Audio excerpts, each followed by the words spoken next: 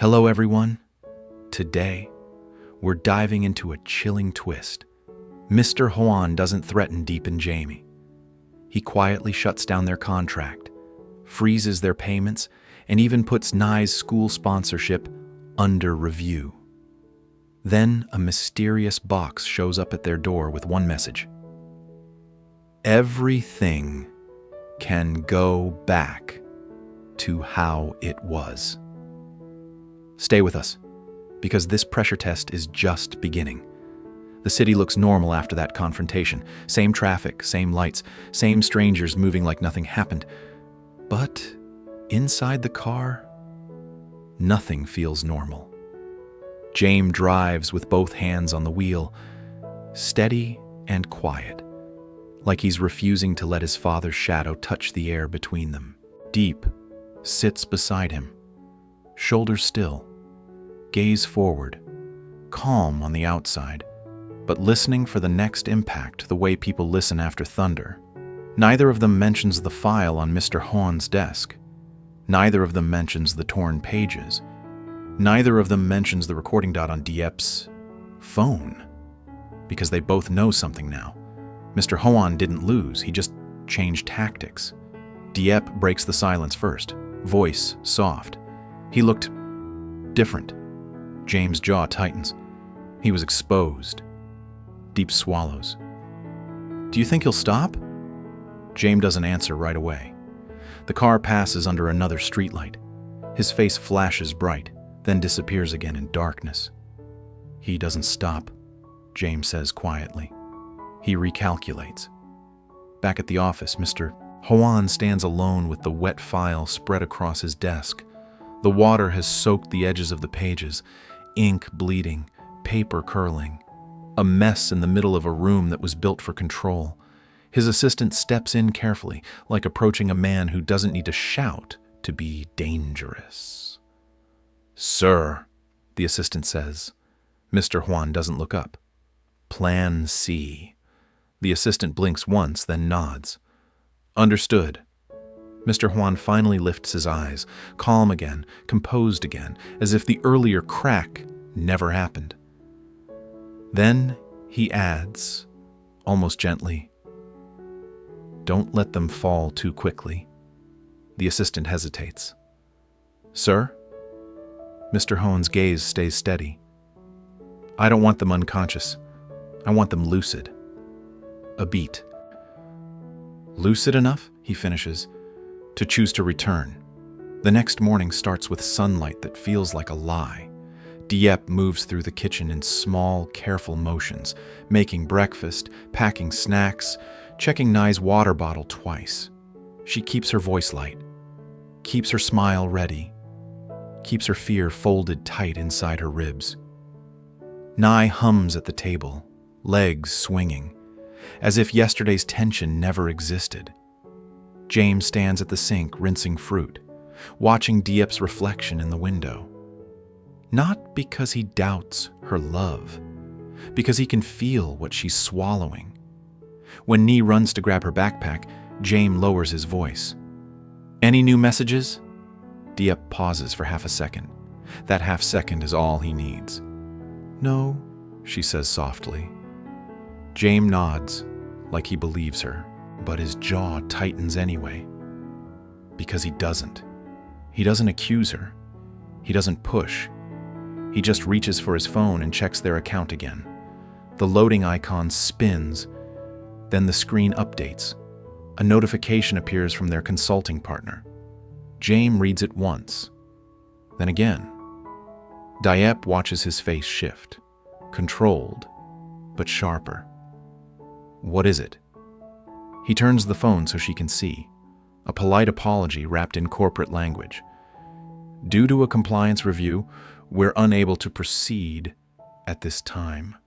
The consulting contract has been temporarily suspended and the payment account is under review. We apologize for the inconvenience. Diep's stomach drops. Suspended? Jame exhales slowly. He didn't threaten. Diep's voice goes thin. He executed. The word review looks harmless. That's what makes it cruel. because it can last days, weeks, long enough to suffocate someone without ever leaving bruises. Diep tries to breathe. Can we call them? We will, Jame says, and we'll get everything in writing.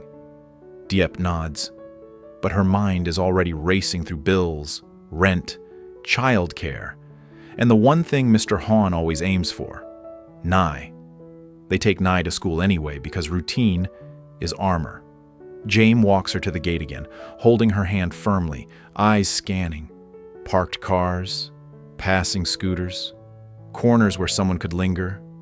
Diep forces a polite smile for the staff, but it looks brittle. Jame speaks quietly to the administrator, repeating the new pickup rules. Written confirmation, code word, mandatory call before release. The staff nods quickly, relieved someone is taking control. Nye hugs Diep and runs inside. Diep watches her disappear into the building and whispers, "At least she's safe here." Jame's eyes stay on the gate. For now. They turn back toward the car, and Diep's phone rings. The school number flashes on the screen. Her heart drops before she answers. "Hello?" Diep says. The administrator's voice is careful, professional. "Mrs. Diep, we need to inform you that Nye's sponsorship application has been requested for re-verification." Diep frowns. "Re-verification? Why?" "I'm sorry," the voice continues, "but during the waiting period, we're unable to accept her for daycare attendance." Diep goes still. "You mean, starting when?" "Effective immediately." The words hit like a door slamming shut. Diep's throat tightens. "How long will it take?" "I can't give an exact timeline. We're waiting for confirmation from the sponsor." Sponsor. Diep hears the word and understands the message behind it. Someone pulled a string where she can't see. She hangs up slowly, staring at the screen like it has teeth. Jame doesn't ask twice. "What did they say?" Diep's voice shakes. "They're re-verifying the sponsorship. NEI can't attend daycare until it clears." Jame's face hardens, not into anger, into focus. Plan C. Diep's breath catches. This is her life. Jame nods once. That's why he chose it. It looks official. No threats, no fingerprints.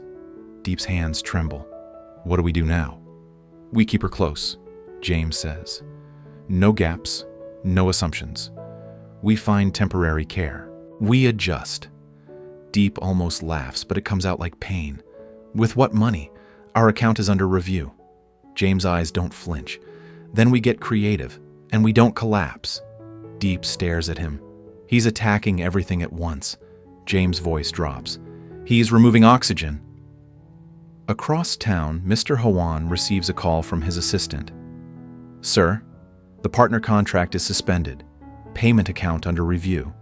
The school requested re-verification. Daycare hold has begun." Mr. Hoan doesn't smile. "Good." The assistant pauses. "Should we accelerate?" Mr. Hoan's tone stays even. "No, don't let them fall too quickly. A beat." "I want them tired," Mr. Hoan adds. "Not broken. Broken people don't return. Tired people return." The next few days are quiet in the cruelest way. No one yells. No one shows up at their door. But the pressure keeps tightening, polite and relentless. Diep calls the school daily. She gets the same answer. Still waiting. Jame calls the partner. He gets compliance language and vague timelines. "We'll update you." They check their account. Still under review. Diep tries to work with Nye at home, balancing calls and chores, pretending it's a special break. Nye tries to believe her. Then the questions come. "Why can't I go see my teacher? Did I do something wrong?" Diep's smile becomes harder to hold. "No, sweetheart. It's adults doing adult things." Nye's eyes narrow with child logic that is sharper than adults expect.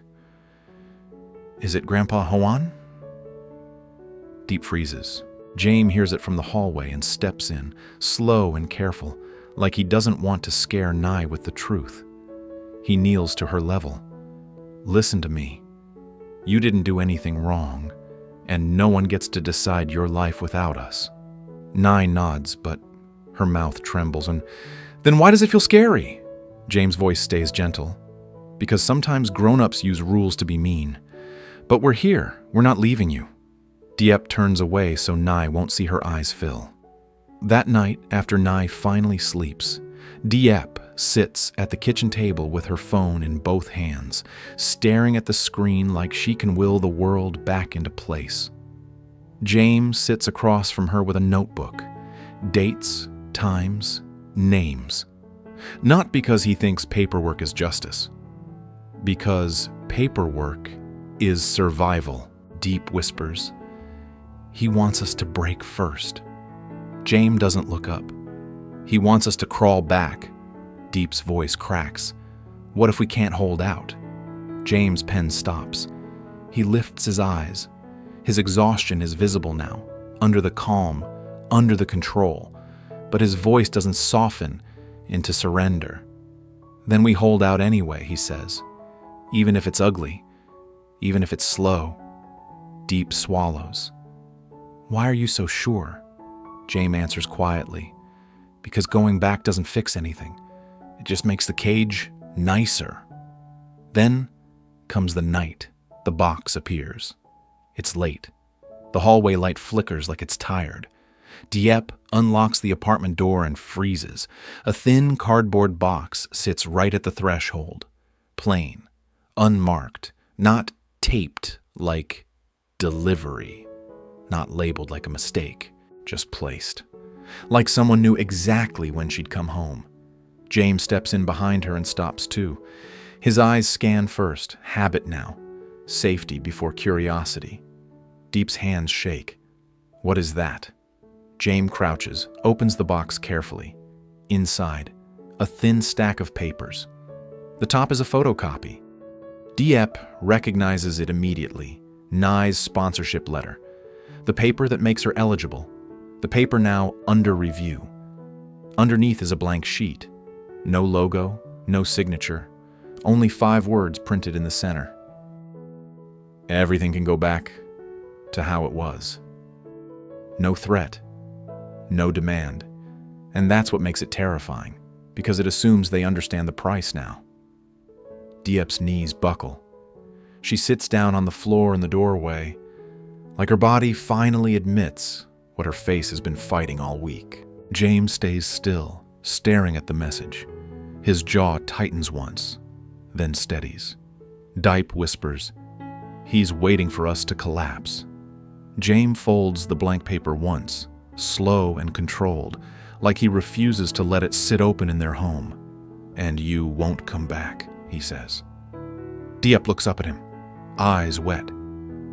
"Jame, this is Nye." Jame kneels beside her, not to comfort her with empty hope, only to be close enough that she feels she isn't alone in the pressure. That's why he chose her paperwork, Jame says quietly. Because it doesn't look like harm.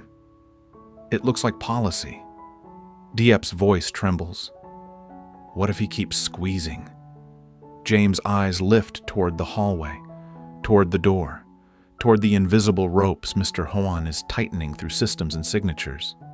"Then we stay lucid," Jame says. Diep swallows. "Lucid enough to choose not to return?" Jame nods once. "Exactly." Diep wipes her cheek, breathing through the ache. "How long can we endure?" Jame answers with steps, not slogans. "We find alternate income," he says. "We meet the school in person. We request documents. We escalate if we have to.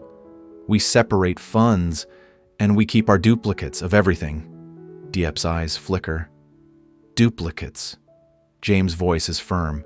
He wanted us to feel trapped and alone. We don't give him that. Diep looks toward the bedroom where Nee is sleeping and feels the fear return, then feels something else underneath it. Stubbornness. She stands slowly. If he's waiting for us to collapse. Jame stands with her. Then we don't collapse on schedule, Diep finishes. Jame's eyes meet hers, and in that moment, it isn't romance or pride holding them upright. It's a pact. Mr. Hoan can tighten the ropes, but he doesn't get to decide when they stop breathing. Diep takes the sponsorship photocopy from the box and places it on the table, like evidence, not like surrender. Jame adds the blank message beside it, and together the papers look like what they are: an offer disguised as mercy, a cage disguised as peace. Diep exhales slowly. He thinks time is his weapon. Jame's voice is quiet, iron underneath. Then we make time ours. And as the apartment falls silent again, the question that hangs over them isn't whether Mr. Hoan will stop. It's this: when every door is closing, financially, socially, legally, how long can Diep and Jame endure before Mr. Hoan realizes they still won't return and decides to squeeze harder?